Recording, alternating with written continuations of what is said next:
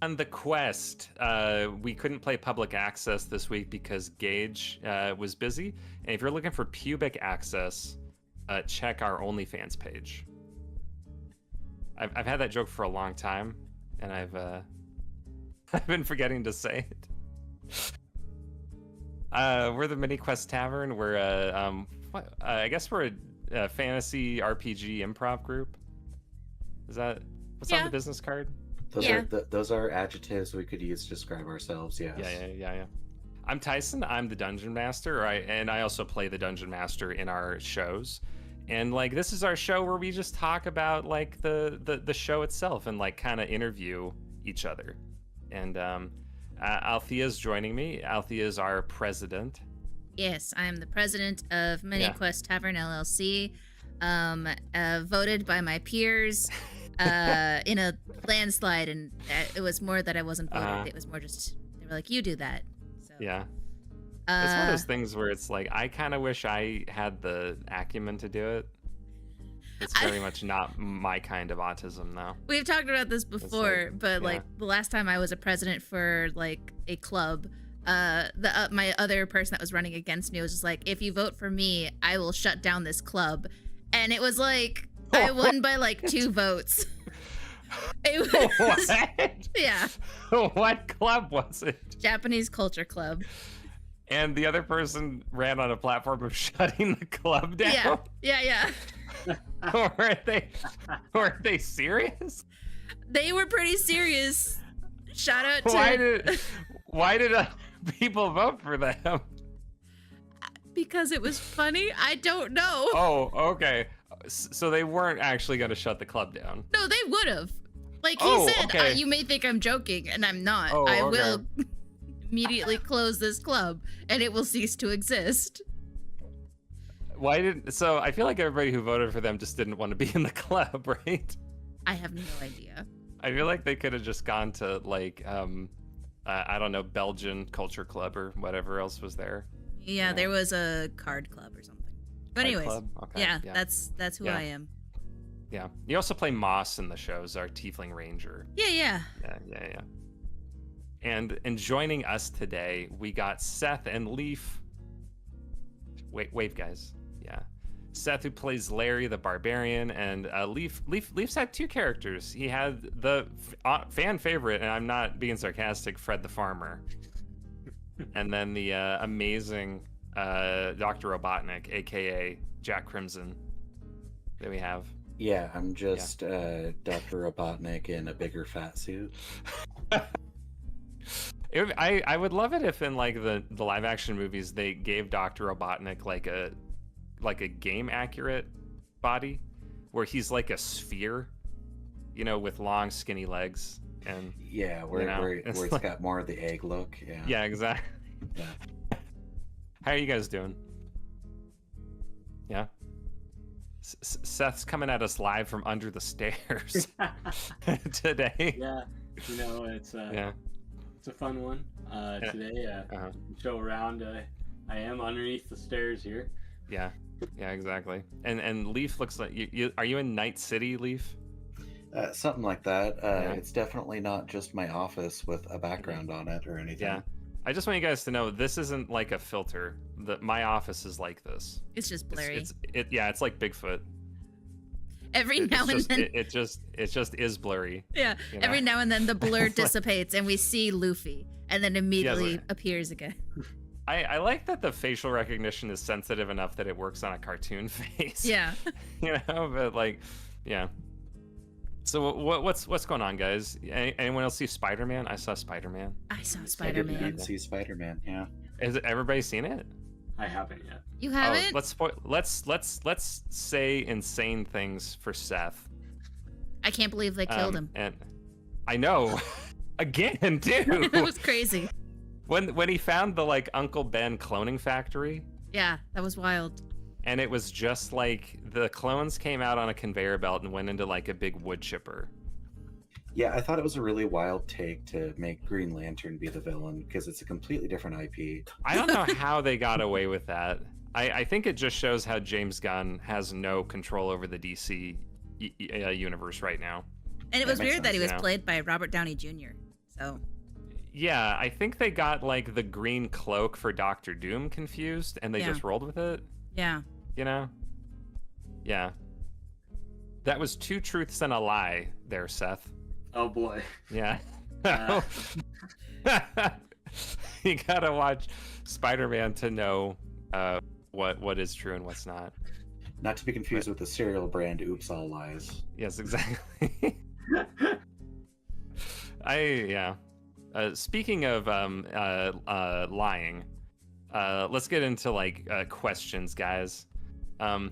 So like, you know, I was like, I came in late in Mini Quest Tavern, so I don't know like as much about this stuff as you guys do.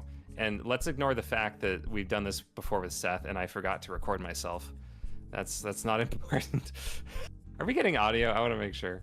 Ooh, actually. Okay, I am. We're coming. At least I am. I love it. But like, guys, how the hell did you guys come to be part of Mini Quest Tavern? What's the origin of that? What's your Uncle Ben in this situation? For me, it was I had tried out for I tried out for Black Comedy, and then I was getting to know Cam, our technical director, and he's the one that was like, oh hey, so you know this group is coming together to do this thing, and then it turned into, oh, you know what, like I could be a part of that. Yeah, that was really it. Yeah, Cam really is one of the unsung heroes of Mini Quest Tavern. That's so true. He's also been have to Alex every because of him. Oh really? Yeah. Shit. Like I forget, but Cam has literally been to everything we have done. Yes, he has. He's always there with the iPad doing the stupid sound effects and playing like and bringing props out and stuff, and you know. Yeah, he actually came on to our show once as the miasma that was turning people into zombies. My God. Yeah. Seth, what about you? What's your Krypton exploding for Mini Quest Tavern? It has to do with Leif too, actually. What? Are we getting like 6 degrees of Cam today?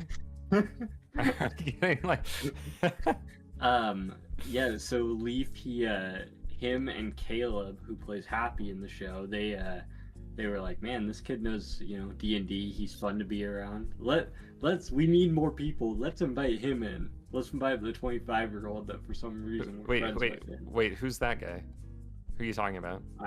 I'm the 25-year-old. Oh. And, yeah. I kid. And when I got there, it was a lot of fun. Had a lot of fun with it. Yeah, because you came in kind of late, or I mean, relatively. Like you came in for our last big show, the Curse of Greybeard's Treasure. Yes. Like, were you? What did you think about? What'd you think about it then?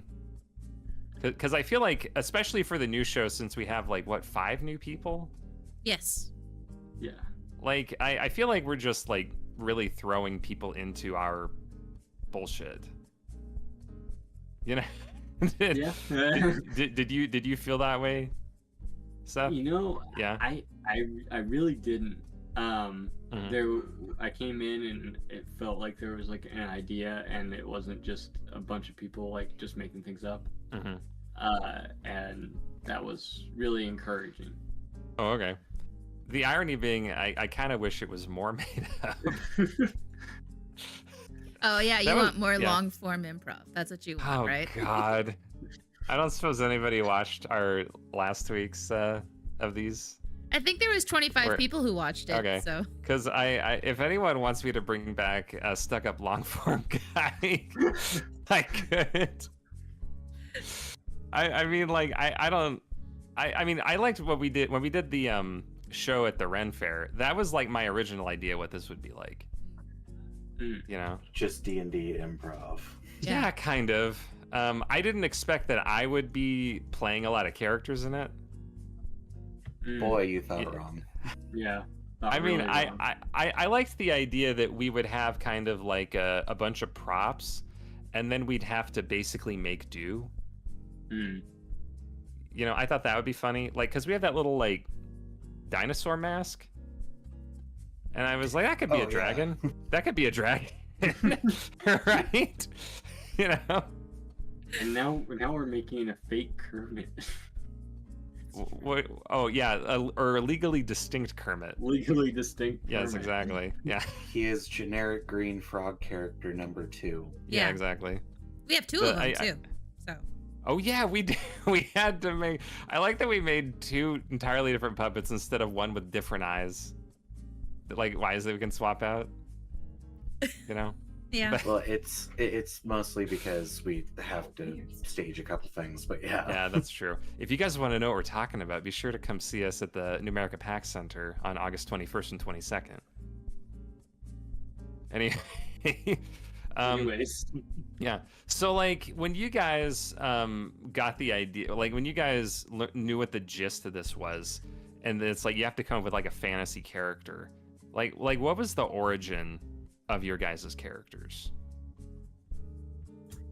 Do you want my take on Fred? Because, yeah, let's do Fred first, because that's a way different origin story than Jack. I feel like let's do Fred, then Larry, then Jack. Yeah, so Fred, I was very much just like, what if I was just some guy that just wandered into this and was just like, yep, here I am. And that was really it. Yeah. You know, honest to God, like, Fred was, I thought intimidatingly good. I don't know about that. I mean, he just wandered up on the stage. Was his whole thing. I don't know what the deal was, but I remember when you first introduced Fred, and I was like, shit, this is way better. This is way better than my idea. Yeah, and I'm not kidding. Yeah, and then I added Frodrick as an afterthought because I was like, what if he just found a little guy, you know? Like, but like, Frodrick is like, he's not even a character, and he's beloved. I think he's bigger than most other characters. Yeah, I don't know how to feel about it, but like, I knew that when I did Jack, I had to bring over Frodrick, otherwise, you know, there was going to be blood. Do you think Frodrick, like, after Fred's canonical death at the hands of Happy, do you think Frodrick sought out Jack Crimson? And my best guess is he was just looking for another vessel he could manipulate. Okay. And you know, the dumb rich boy is yearning for power, so you know. Yeah. Okay. Yeah. So the whole idea of Fred is that he's just some guy. Yeah, he was just some guy. Okay. Who decided to go adventuring? Exactly. He just showed up. He was like, "Here we are," and then a clown murdered him in cold blood. I still don't think Happy did it. Just murdered some guy. You say you don't think Happy did it? It was Frodrick. Frodrick was like taking him over. Yeah. Ooh. I don't know what you're talking about. I very clearly saw a clown murder a man.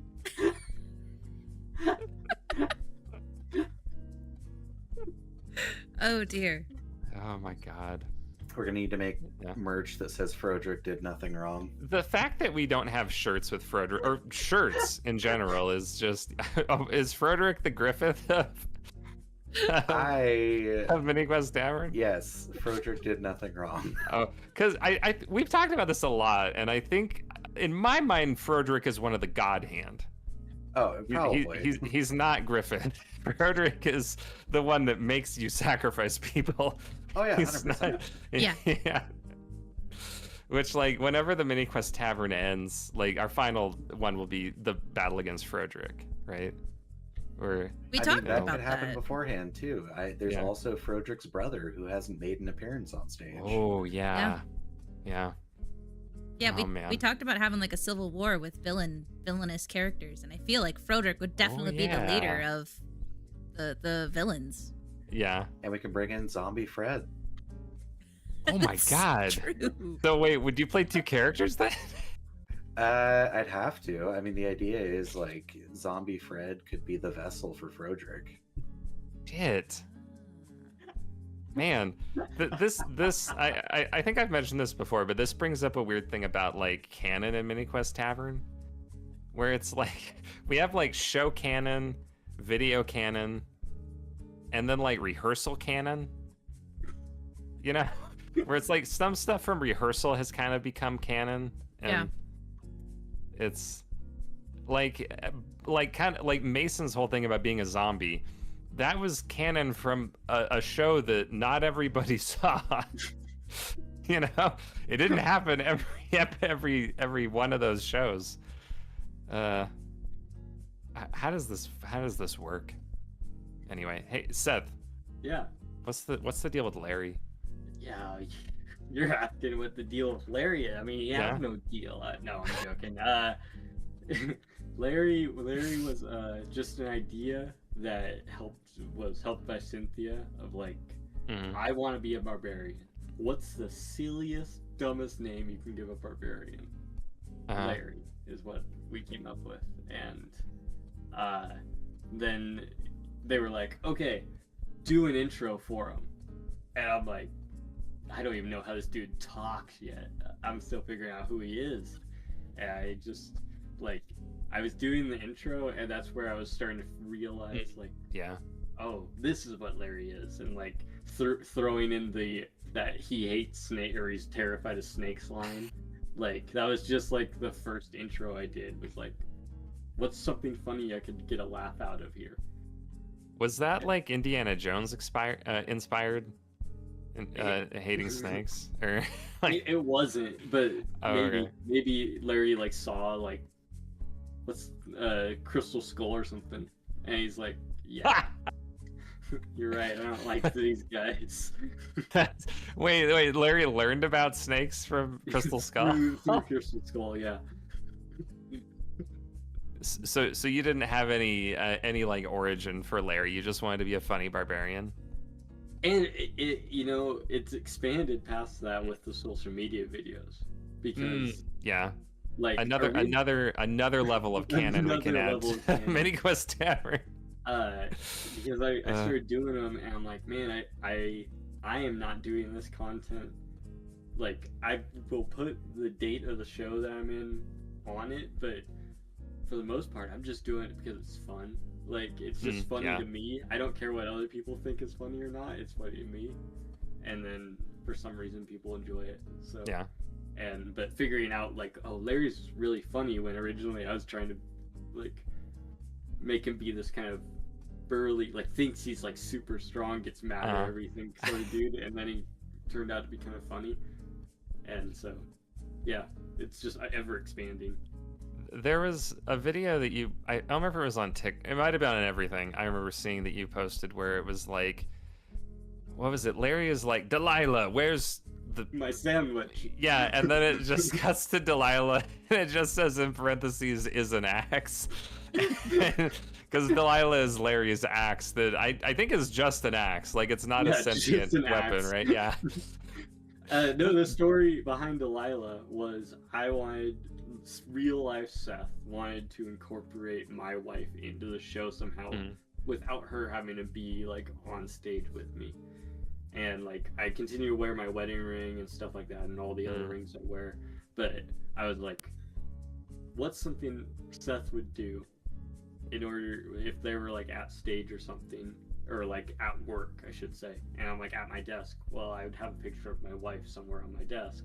So my thinking is that dude has an axe, and he carries this axe everywhere. He's gonna name his wife after it.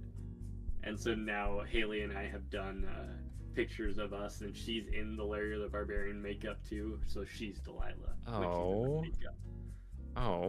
Yeah. So Larry goes out adventuring to fund Delilah's lavish lifestyle. Yeah. All right, Leif. What's Jack Crimson? Oh man, Jack. I was like, instead of having to explain away the fact that Fred's now a warlock, I was like, you know what? Let's just kill him off. Don't have to explain much else. And what is the antithesis of Fred? So the idea with Jack Crimson was, let's be a rich boy who's just kind of the worst. Like very much Fred was a man of the people, and Jack thinks that people are disgusting. Like, how dare you breathe his air? What if you're bringing him like a tray of canapes though? You're the help, and therefore do not deserve to be acknowledged. Mm-hmm. Yeah. You know, I remember when we did the Pi Day show back in March, and like there was a point in that where you just revealed that you had a butler with you the whole time. Yeah, exactly. It was like just one throwaway comment. Which is one of the funniest parts of that show. And like after that I had the idea where it was like, what if Jack is two characters that he just has a butler. He's if he was like a Smash Brothers character, he'd be like the Ice Climbers. Yeah, exactly. Except... I've just got a built-in like dude with a tray kind of thing. Yeah, exactly. That I would love the idea that Jack doesn't cast spells. He just sends the butler to do stuff. Go and do the punching or whatever. Yeah, like... yeah. I think that would be really funny. I don't know if it would be plausible though. We would have to eat up a whole nother body for that. Yeah, exactly. that or someone gets designated your butler. You bring someone to be your butler. Just have a clip. Or VVIP. If Jack gets picked, you get to be his butler. Whoa, hold on. And that's if it is a gamble. You might have just given us 50 extra bucks and you don't get exactly. You don't get anything out of it. Pay the extra $10 and yeah. You too might be able to be Jack Crimson's butler. Yeah. You get just criticized for an hour and a half. Yeah. Oh God, why would you breathe on the silverware? Get out of here. Yeah, I love Jack Crimson. Was he at all inspired by the like kind of stereotype of warlocks that they're like that they have like a sugar daddy in their patron? Okay. I very much was like, how much can I make this so that this guy is so self-entitled that he definitely doesn't deserve any of the power that he has? So I was like, instead of just being like, oh, you spell slots, please, daddy. It was like, wait a minute, what if everything was just handed to him at any given time? Like, it not just like, hey, can we get some spell slots here? It's like, oh, I've got people for that because Papa always he puts in for the good the good people to be here to serve me. Yes, it'll be great. So it was very much playing off that idea, and who's more entitled than people who have parents that own a car dealership? And obviously we're in medieval times, so yeah. It's a carriage dealership. So well, I think the answer to who is more entitled than someone who owns a car dealership, someone who owns 4 car dealerships. It's 3, soon to be 4. Oh, I'm sorry. But that's on the hush hush. Was that inspired by when you were playing a Murbro? Because that was like your signature line as a Murbro, was just like, my dad owns a dealership. Yeah, because you figure like a frat bro that's going to be going to like some big thing, he's obviously, his dad's paying his way through it. He's not there on his own accolades. Somebody's got to have money somewhere. Fair enough. So you just, like, Jack became that elevated character. Oh yeah, it definitely became Kyle, but with money and sophistication. Yeah. Oh my God, does Jack maybe have some Murbro blood? That's an avenue that we can explore at a different time. Okay. We can do Jack Crimson's 23andMe. Which, if you guys want to see more Murbros, then be sure to come see us at the New America PAX Center on August 21st and 22nd, where the Murbros will make a reappearance. There's word that there's gonna be like at least 2 of us. Dude, I'm so excited. Yeah. I said last week that the show is kind of like the Majora's Mask of a Mini Quest Tavern, because we're like reusing all the assets from previous shows. So we're just like remixing it. Yeah. Yeah, I mean, people are gonna have to wear a lot of hats on this show, though. My job is so easy. I feel kind of bad. I mean, if you can figure out how to operate a puppet, sure. I will be playing a puppet in this show, and I'm very glad about that. because I miss doing voices. That's one of my favorite things about being a game master. How come you don't want to be? You could be the butler. You could be the butler for Me? for Jack. I have to run the game. You think I'd lower myself below Jack Crimson?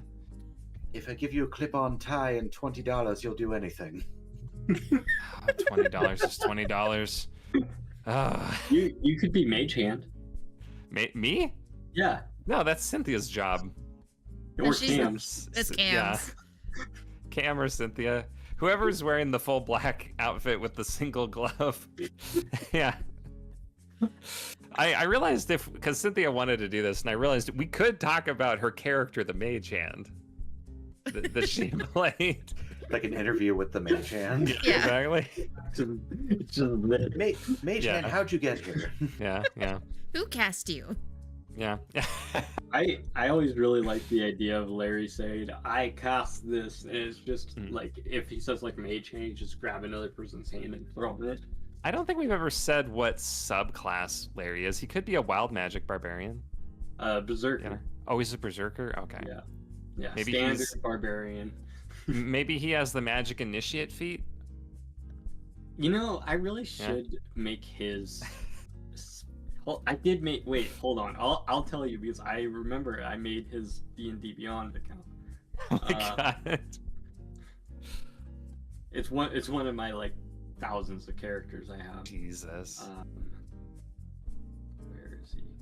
Well, while Seth is doing that, Leif, how did you get involved in theater? Well, let's talk about an acting class I took when I was 8 years old.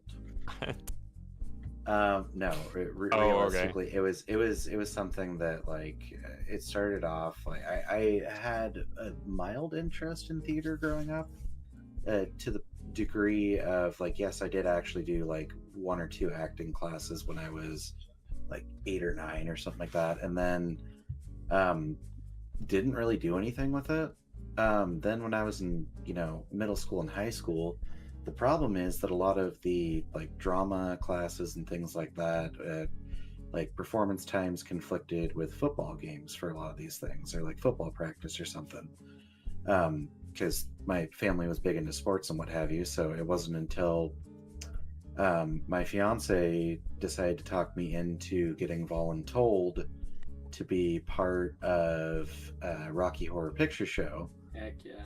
As the Shadowcast, as Dr. Scott. Yeah, I showed up to try to figure out what transportation commitment was going to look like, because she was like, oh, I wanted to do this. It's something that I'm fond of that I did when I was in college. And I was like, oh, cool. Yeah. So I showed up and everybody's going through and they're like, oh, yeah, we got this going on. We got that going on. Blah, blah. And we're going down the list. It's like, yeah, so we've got this person and this person and this person. And then it gets down at the end where it's like, oh, we need a Dr. Scott. And then everybody looks down at me. And I'm just looking at him and going, yeah, you guys do need a Dr. Scott. That's... When did you do this? This was 2 years ago. Yeah, 2 years Oh, ago. okay. Yeah. I was in the show too with them. Oh, Yeah, okay. it was one of those things where it's just like, okay, yeah, I guess I'll do it, sure. Yeah. So I decided to, put on fishnets and heels and be in a wheelchair. Where was it? This was in Wenatchee? Yeah, it was Yeah, it at was the at the Pack. Oh, okay. It's like a I- special movie with a live audience Always and on live Halloween. performers. Oh, okay. Yeah, I did the play back in 2008 at Riverside. Yeah, then I tried out for black comedy and And then you got into Yeah, and that's So- actually where I met Alex too, which I also recruited him for this. So you're pretty new to theater then. Oh yeah, very much. Oh, okay. That's surprising. I would have thought Yeah. it was a longer running thing. Oh no, it's just like for whatever reason it was like, well, 30 I guess is the year that we're doing this. Oh man. Seth, did you find Larry's stats? Yeah. So he's a Path of the Berserker. Larry's class level was only set to level 3 because it was for the show, the Friday the 13th show we did. It was when I made it.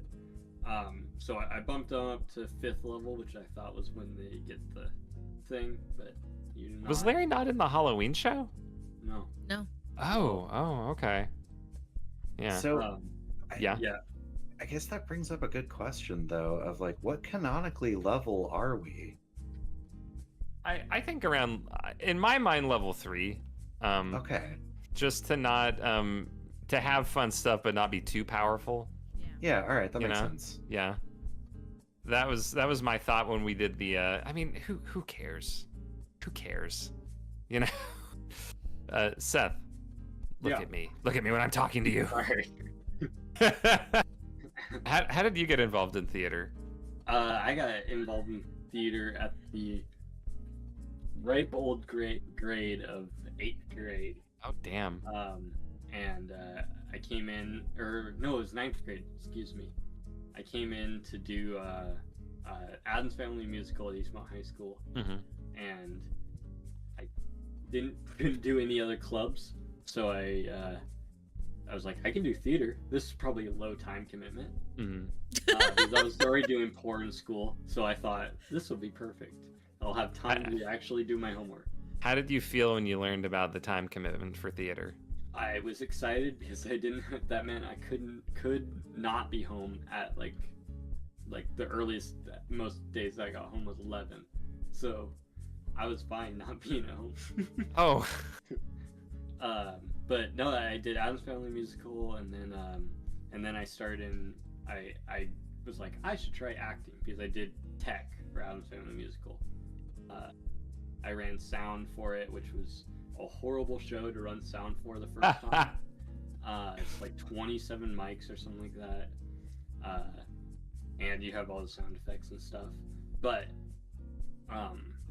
then I did a show called Blue, and I was the main character. I was dead the whole time, and my family was talking about me because I had committed suicide. Oh. And Allie was the one who directed that, who was one of our hosts in Mini Quest Tavern, and that's how I met Allie and like Haley Joe and all of them. And then I took a break for a little bit until I got to about 18, and I auditioned for my first show here, got it, and then I skipped all through 2020, and because I mean no one could until about 2023. Yeah. No, 2024 I did Rocky Horror Picture Show with Leif, and that was my first time coming back to theater as well, and I played Rocky. Hey, you guys talk amongst yourselves for a second. I gotta check something. Okay. Well, I have a question Right, for you guys. For your characters, how difficult was it to costume? Like, so for Fred, seemed pretty simple, but Jack is very elevated. So Fred, I was very much like, well, I've got a peasant tunic and I can get, a strap and I can wear some black pants and be fine. So I just had, I had a pauldron and it just had a strap on it and we were good. Jack, on the other hand, I was like, let's see how over the top we can go with this. And if he's got a name like Jack Crimson, then he's got to have, like the most ridiculous looking outfit that we can probably have going. So I had like a fur drape that was laying around somewhere that I put on his back after finding like a pretty decent jacket, and then I had to find a shirt that had like a puffy little thing right here because it's like, oh, he's high class. And then I had to find the matching red glasses. So I've got these like, Blade Runner looking glasses, and even though they are absolutely horrible for me to see with, they fit into the character well enough that I gotta keep them. So it's one of those things where it's like I can go with a long running gag of like when we did the Friday the 13th show, or at the show at the museum, where I had the long running gag of like, okay, well, it seems that there's two buttons here, one of them green and the other one also green. Being able to do things like that seems like it's going to be a lot of fun with him, because he's not the brightest bulb in the crayon drawer, but he's there. Well, and for Larry, like you do face paint. Yeah. And then the ponytail, like, how did you Yeah, come the up with straight your up costume? ponytail. That was my wife's idea. She said this would be funny, and then just did my hair up that way. I was like, that is really funny. The face paint was like, I had done. It's my lock screen. Me and my wife. I'll show it off here because I don't mind it. Oh, geez, you can barely see that. Oh my But- god, that Wow. now that is a That's- creepypasta image for the Discord. that is oh my god.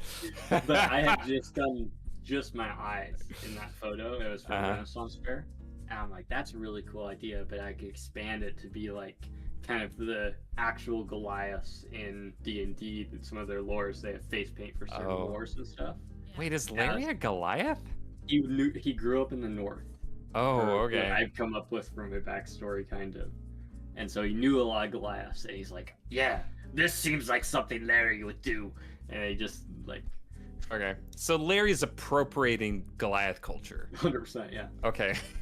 Well, so Don't you're mind me. I'm just gonna compose a tweet real quick.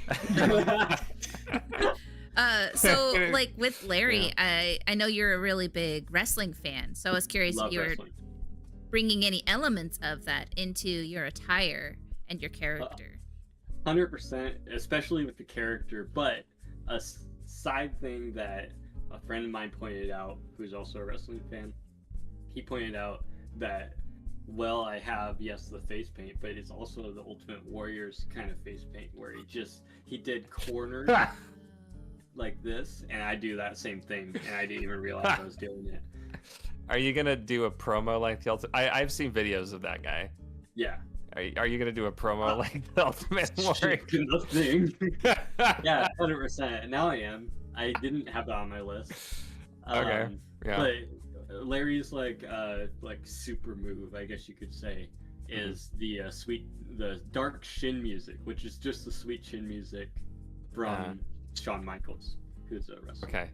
I always thought you were saying chin music when you said that. And, Chin music when yeah. it is Shawn Michaels, but because I don't want to copyright claim Shawn Michaels' sweet chin music, dark shin music is what I came up with. I'm pretty sure chin music is just a term. Point out, I have my wrestling belt hanging right up here. This is a kid's wrestling belt from 2010. What kid did you beat to get that? My teddy bear, because my mom gave it to me. So I was gonna say it probably still fits you, doesn't it? I it bet. 100% still fits me. Yeah. In the PS2 game God Hand, there was a move you could get called chin music. Oh, okay. Yeah. I think it's just an old-timey boxing term. That's true. Yeah. But yeah. That was a wrestling influence, especially, and Uh-huh. Gage and I have talked about it quite a bit. And live to our audience here, I can tell them that without most of a doubt, in July of 2027, Larry the Barbarian will enter a wrestling ring and have a match in Aberdeen, Washington. It's probably Is not that- going to is go that- well. Is that true? That is absolutely true. Yes. Have you've made arrangements for that? Yeah, I have made arrangements with SOS Wrestling out of Aberdeen, Washington. Have you been practicing? Have you been training? Like, Yeah. Okay, Have I was- been training okay. and stuff. I was worried. I was like, you're going to go into this wrestling ring. I know you and Gage are like doing all this content and stuff. And then I was like, I hope they're training because otherwise it's not going to go well. Wait, It's not against Gage. Oh, No, okay. no, but he's Not against there, Gage. right? Because Yeah. he's going Yeah, with he's you. coming. Is he gonna be your manager? Yeah, Yeah. he's gonna be a manager. Oh my god! That's the plan. When is but- this? July of 2027. There's not a set date yet. I don't know how we can't all go to this. Like I feel like we have It's- to. Yeah, Yeah. kind of I'll feels come like. character too. Are we gonna have do you have a walkout? Yeah, and that's why I made the music and the graphic for Larry. Okay, so we're all gonna be like your entourage then, right? I'm fine with that. Okay. I mean, looking at it from the promoter side of wrestling, I'll be honest with everyone. Larry's losing, and by a lot. Just throw that out there. I told the guy, I'm like, hey, I just want to promote my show. I don't care what you do to me. Kill me for all I care. I don't want to win. Like, you guys are literally kill me. Don't. You guys are coming and letting us promote the show for free. Let me lose. Wait, what show are we promoting for next July? Hopefully another one. Just Okay. Mini Quest Tavern as a whole is what I was okay. promoting. But I know we'll have a show in August, so it'll be... Oh, okay. If you say so. We've done August 2 times in a row, That's so I true. just assume August. And we're gonna do October twice too. Perfect.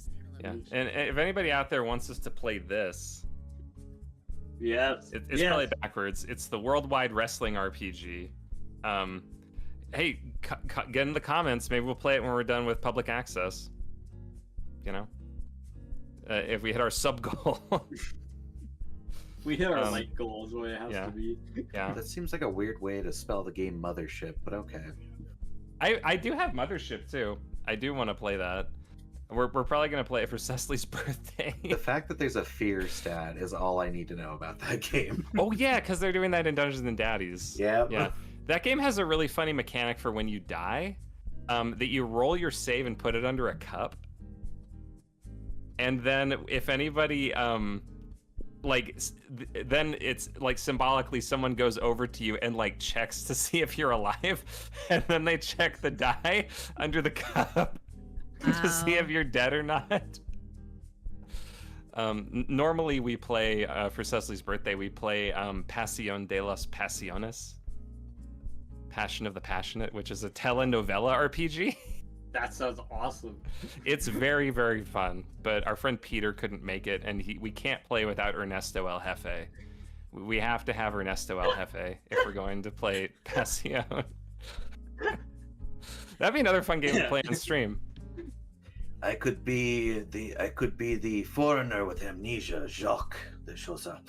That game has really funny mechanics where, like, again, if you die, you can make a save, and if you come back, you can like return with, as it says, a distinct but sexy scar. Jacques does not need this. He just exudes sexiness. Yeah, it's fine. That'd be a good game for stream. But since we're talking about games, how convenient. How did you guys get started with TTRPGs? Because I know you guys have some history with them. Oh man. So I am what the professionals consider probably on the spectrum. Therefore, it's just kind of built into my DNA. I have always, been into board games and escapism kind of thing. So it's one of the things that I had some friends in college that played some variant of 3.5 that was very much like, oh hey, it was extremely loose, it was kind of the worst, and without going into too much detail, it was not a good time. So much so to the point that I was like, I could become a DM and play an actual game with this, and it won't be a horrible thing. Did you ever have a moment? I mean, I assume maybe not in this game, but like, was there ever a moment playing? Because I remember the moment for me where you kind of are like, oh, you're like, oh, this is gonna be like a lifelong thing for me. Like, this is gonna be a problem. It was probably about the point that I ran my own game for the first time. Oh, okay. That I was like, there's so much more that I enjoy with people that are actually interacting with something that I'm putting together in a meaningful way, that it seems like it allows me to be more creative than I give myself credit for, in a sense.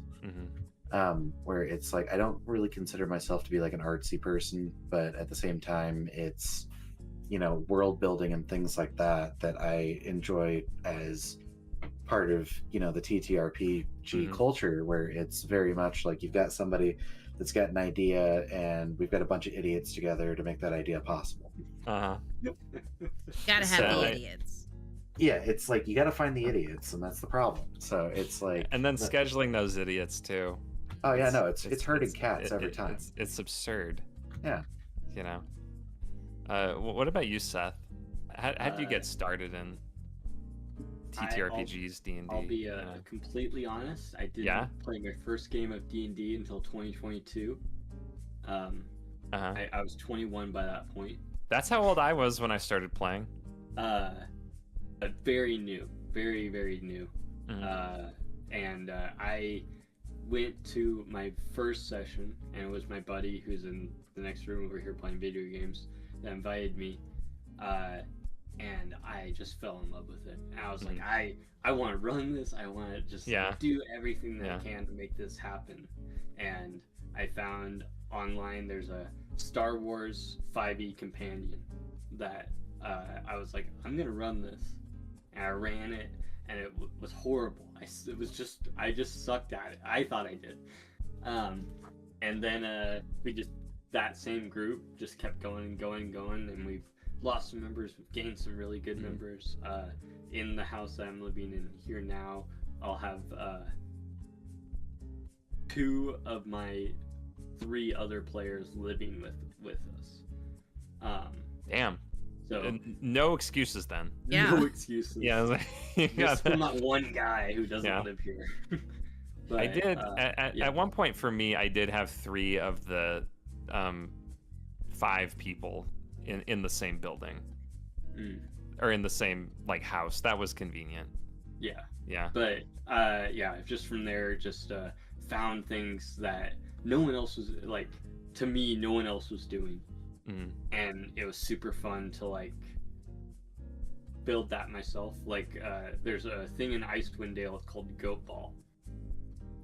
It's a game that Goliaths play, and I wrote a whole campaign just based around Goat Ball, where my players were a team of Goat Ball players, and they kept having fights or games with other Goat Ball teams.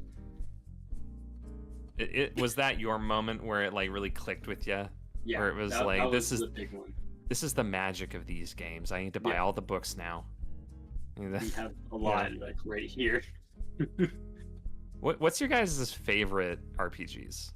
You can answer this too, Althea. You're part of this. The weirdly nihilistic part of me is a big fan of Call of Cthulhu. I love Call of Cthulhu. Just because there's a very minuscule chance that there's going to be a happy ending, but I just enjoy the idea of everything going to shit. I enjoy the idea of being somebody that's very much a serious person in this world and is just set up for failure by forces unknown to them. Call of Cthulhu, I think, is kind of the perfect it's weird because I associate playing Call of Cthulhu with summer.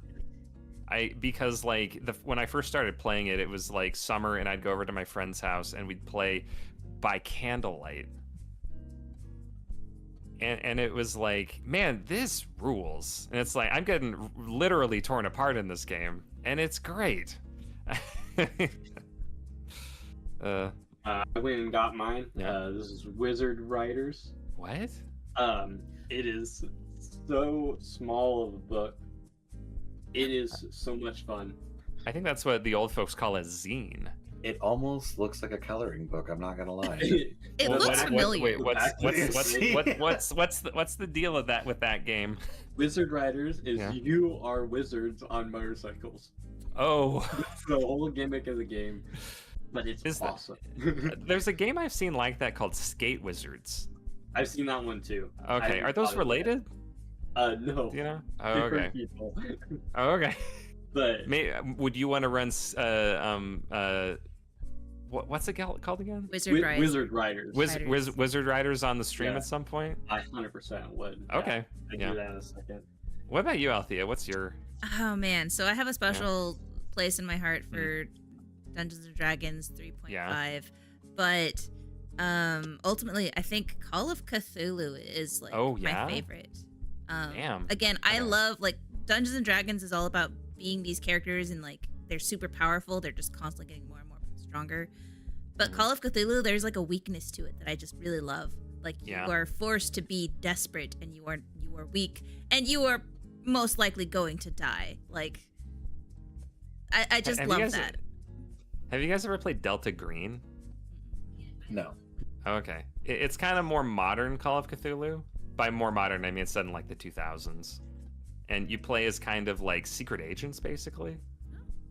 It's really cool. Yeah. Maybe we could play that at some point. I also really love Brindlewood Bay. Just getting to play an old game. lady. Yeah. It's so fun. My group is getting to play it again soon, so. From what I know, public access uses the same system as that. Yes, yeah. Except Brindlewood Bay it takes place as like a sitcom. Yes. Where there's like it's supposed to be like Murder, She Wrote or something? Yes, exactly. Yeah. And there's like these commercial breaks that you play out. That's cool. Yeah. And there's like the theme song is playing and this is how we introduce your characters when you start the session or the campaign, and it's just like, what do we see your character doing as the camera pans to you, and it's like, oh, I'm yelling at this boat guy, and then I turn around noticing the camera and I smile and grin. And... Oh my god. Is it a different intro every episode? Yeah, it's a different intro and an outro every episode. That's really good. It's very fun. I have that book. I think I'm gonna read it now. I recommend it. And then like you build a conspiracy. There's like it's all based off of the players, like public access. Yeah, I feel like in my mind, part of the fun of that is because you play as old ladies in that, right? That are investigating something that's way above their pay grade, right? Yes. You know, like, is there ever a point in the game where it's like, well, old ladies, you got to go fight Yog Sothoth now? Are you? Not that I know of. I haven't experienced that yet. Okay. Yeah, I'm also a fan of, like, in a pinch, there's a party game that you could play called it's called Skull Wizards of the Chaos Caverns. That's essentially just Mad Libs D&D with the apocalypse system as I can try to host it at some point. Anyway, I gotta break away for a second. Okay. I'll be back in a little bit. Yeah. Well, shit. I think Leif has to go take something out of the oven, right? Yeah. I heard it beeping. The irony being that I was kind of trying to start to wind it down. I mean, I had a few more questions I wanted to ask, but I'll ask you, Seth. Give me the first one, yeah. Can I answer it too, Althea? Of course. So what was a moment at a rehearsal or a show or an event that Mini Quest Tavern done that made you say, like, yeah, this is cool, I want to keep doing this, I want to stick with this group? I have an immediate answer unless Seth does. No, go ahead. Well, I for me, it's the high that I've been chasing since starting this. I'm Seth wasn't there. I'm pretty sure Althea was. Do you remember the skunk? Yes, I remember the skunk that kept coming back. That was I think the funniest thing that has happened in Mini Quest Tavern, and it was in a rehearsal. And it just didn't happen in the show, where beloved Ron cast Speak with Animals and summoned a skunk. Somebody rolled a nat 1. The skunk attacked them. JJ was playing the skunk. They end up killing the skunk, and then JJ says, I think the funniest line in anything that we have done, where as he's dying, he goes, "You called me," and then he died. And then they cast it again, and I'm pretty sure Ron rolled a nat 1 on Speak with Animals, and the skunk's son came. That one, and they ended up killing that one too. And that is the high that I've been chasing the whole time in Mini Quest Tavern. Is the skunk. Yeah. I walked into that at a moment. Yep. I'm asking everyone, what was a moment at a rehearsal or a show or an event that Mini Quest Tavern had that made you say, like, this group's all right, I want to stick with this group for a little while? I think like just the initial, role-playing elements of, like, Fred trying to deal with the fact that happy is a creature that exists. We're kind of like my defining moments of just some guy being like, this is probably the creepiest thing that I've ever seen in my life, but I guess he's part of the group, so we're just gonna deal with it. When I was talking to Caleb last week, like I mentioned that Happy is basically like the Loki of Mini Quest Tavern. That he is the most versatile. It's like he might be playable, he might be someone else. Because in my mind, the wizard is Happy, you know, from the Arcane Rift. He might be a villain. You know, it's like Happy is incredibly versatile. It's yeah, just any costume that Caleb puts on, we can just assume is Happy. Yeah. That's my headcanon, that like Scuzzy was also Happy, and yeah. What would it be? It probably was it was after the 2025 big show in August, because that was my first show. The show ran through and I thought it was awesome the whole way through, but the moment where I realized like this is a good kind of set of people to be around, even if I can't necessarily for like every show, but was we went back, after the show ended, we went to Epoch? What's the name of that? No, we went to a different, it was the other one down the way. It's like something beer house. I can't remember what the name of it is. Ground Control. That's what it was. It's a very different name than Beer House. Well, it's Ground Control Beer House, I believe is the full name. But we went there and they were doing karaoke, and just like everyone just like was cheering people on, and like as they were doing songs, and like if they're doing like poorly, everyone's like cheering. It kind of like was like, oh yeah, these are cool people to be around. I want to keep doing stuff around these people. What about you, Althea? Yeah. Because I worry about you sometimes. You worry about me? What do you mean? I do kind of. Just like the amount of stuff that you manage, you know. Yeah. Like in Mini Quest Tavern, it's like I hope she enjoys doing this. I mean, I do. I also sometimes feel like I don't have an option. So I'm trying to delegate. This year, I have been trying to delegate more and more. Like, Leif handled the trivia show really well. And I was just like, yes, you do this. You handle these questions or whatever. And I don't know. I do this. I'm not a performer. I don't like being on stage, but I like Dungeons and Dragons. Yes, you are. How are you not? I don't like to act. Why the fuck are you doing this then? Because I like D&D. I like your moss. For Fern. But you don't like. I don't like acting. I'm gonna make a Southern Tiefling. I don't like acting though. I don't want to be an actor. My brain differentiates it, because in like Dungeons and Dragons, I'm like the one that is like full role play. I'm playing my character in all of my games, and then if it's like, oh no, you're gonna go audition for like Hamlet, and you have to be these characters, I'll be like, I don't want to do this. Don't tell me. Yeah, who wants to do fucking Hamlet or Macbeth or something? Fuck that. Ridiculous.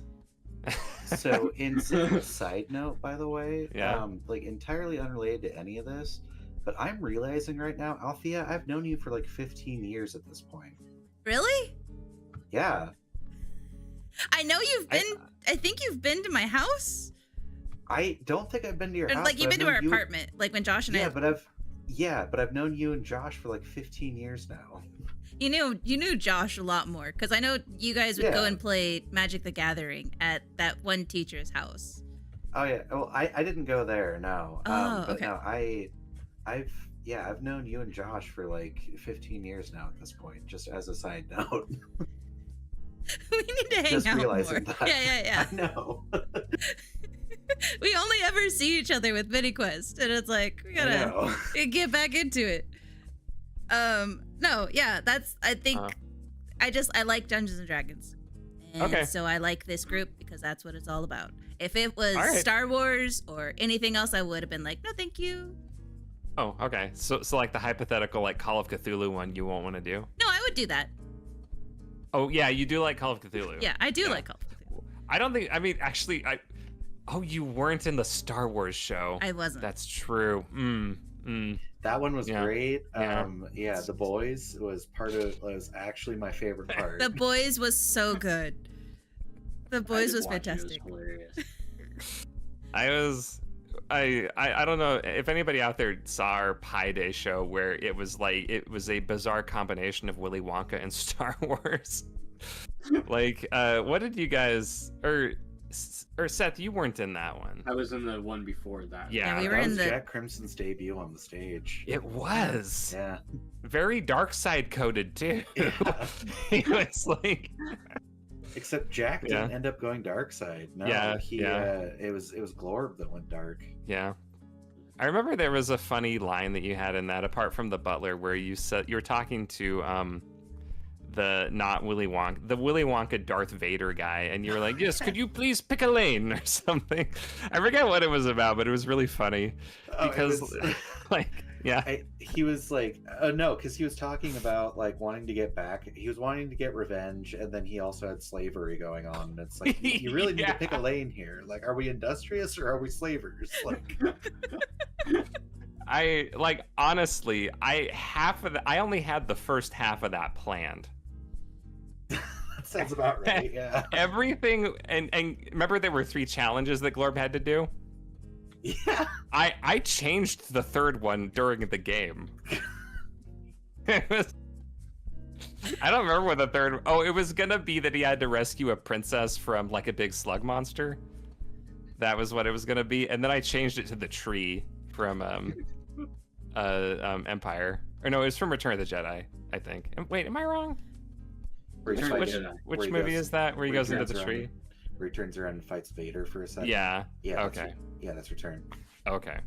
Yeah, and because I was gonna have the joke be that it's like, all right, Glorb, you have to rescue the princess, and there's like a sexy lady, and then the big lizard monster, and the joke it was gonna turn out the lizard or the slug monster was the princess. That was gonna be the joke. Do you guys think that would have been better? That would have been great. I don't know that would have been like. I think you did fine. Like there's no way to like scale it and be like, oh, hey, this is gonna be better, because like ultimately it's the performance that you put out on the stage. Yeah, that's gonna be the best one. Yeah, exactly. And I never could have, and again, like props to the audience, I never could have thought of the lightning in the bottle that were the boys. Just the beloved guys from the junkyard. They loved so much. The dozen boys I had in my like one person fighter. I think it was 50 actually. It was 50 boys. Yeah, like, yes, I'll take with me about 50 of those boys. It was like we couldn't fit one Glorb in it, but 50 boys we could fit. That show was really fun. It's a clown car, but with boys. Yes, exactly. Yeah. Well, yeah. Sorry. I guess. Well, yeah. Go ahead, Seth. I was gonna say I had a really funny moment that I still think about from the casino one we did the day Friday before. the 13th show. Friday the 13th show, and where Mason, Clint's character, he said the line from the start of Skyrim. Oh, you're welcome. Oh my god! And I like almost fell out of my chair laughing, and then while I was laughing, Mason did something, and Clint legitimately fell out of his chair. I remember that. I don't know what happened because I saw Clint fall down, and I was like, "What? Is Clint having a seizure? What's happening?" I think he was just laughing too hard. You know, I remember like when you guys got knocked out, and then it was like you hear a wagon, and I was like, "Shit, how did I not realize this?" I thought you did it on purpose. I was like, you hear a wagon, and you wake up, and the guy is sitting there next to you, and he's just like, "Oh, you're finally awake." And we all freaking lost it. We're like, "Is this a Skyrim reference?" So I hate to cut this short on my end, but I gotta get going. Yeah, that's fair enough. I was gonna try to wind it down. Go have dinner, Leif. Will do. Yeah. We'll see you. All right, bye guys. Bye guys. Yeah, well, I suppose we should probably wind it down, don't you think, guys? Yeah. Yeah. I had a final question. What? Give it. Yeah, I had a few more questions, but my last one was where would you love to see Mini Quest Tavern go in the coming years? Whether it's specific kinds of events or I don't know, What are your dreams for Mini Quest Tavern in the future? I mean, I want to do more of the live play shows because those get so massively unhinged. Like I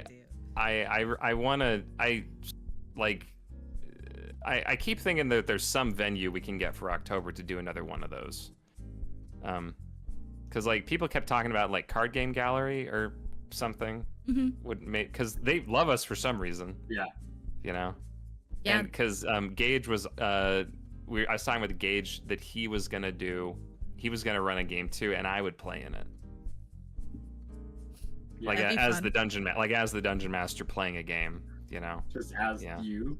Yeah, well, I mean, because we all play as ourselves playing in the game, you know, and or play as our characters playing, you know.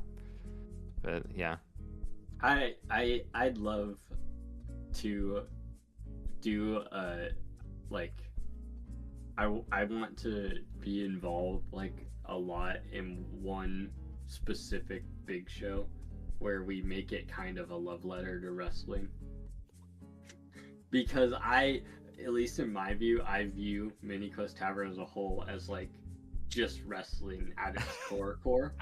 Like there's so much about it that to me is just wrestling, and I love it.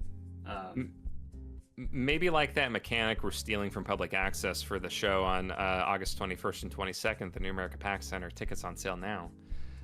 We can steal a mechanic from this game. Yeah, exactly. At some point, you know. I think that would be funny because, like, even though I'm not like a wrestling fan, I tend to put like wrestling adjacent characters.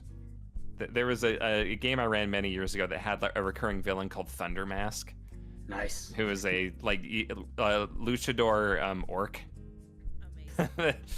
Amazing. he was a crime lord who was deposed, and he went undercover as a luchador then.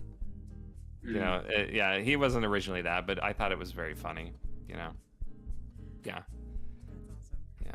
But yeah, that's what I got. Yeah. All right. Cool. Well, yeah. I think that'll wrap up this episode of Beyond the Quest. Hopefully we'll be back for Public Access next week. And you guys will watch some of those Odyssey tapes so we can get the end game going for Public Access. And you guys want to plug anything? Last chance to see 1776 this weekend at the America Performing Arts Center. It's a really great show. It's a play that has some music in it, so it's not a full musical, but you know, it's a exaggerated retelling of the signing of the Declaration of Independence. Oh yeah. It's perfect for, you know, the United States of America's 250th anniversary if you're feeling very patriotic, or if you want to go see the First King's protest, you know. Yeah, probably a thing more worth celebrating is that play. You know, it's just. I mean. Yeah. Yeah, and then we have our show coming up. Yeah. Mm-hmm. Althea, which is that next week? Yeah, our show is next weekend, not this coming weekend, but next weekend. So time is insane. Yeah, I don't like it. And then we have Macbeth on the 28th and 29th, I believe. In Leavenworth, and it's put on, and it's directed by Cam Curtis, who is our stage manager for Mini Quest Tavern, and it is starring a lot of Mini Quest Tavern cast, including Clint, Hannah, Alex, and JJ. Yeah, Virgil Vile himself. Yeah. You also do that other stream, right? Regaining Lost Power. Yes, Regaining Lost Power. We just had a very emotional episode where we finally escaped the genie's wish realm that we were trapped in. And it involved my character and my friend's character basically yelling at their mom who had made the wish.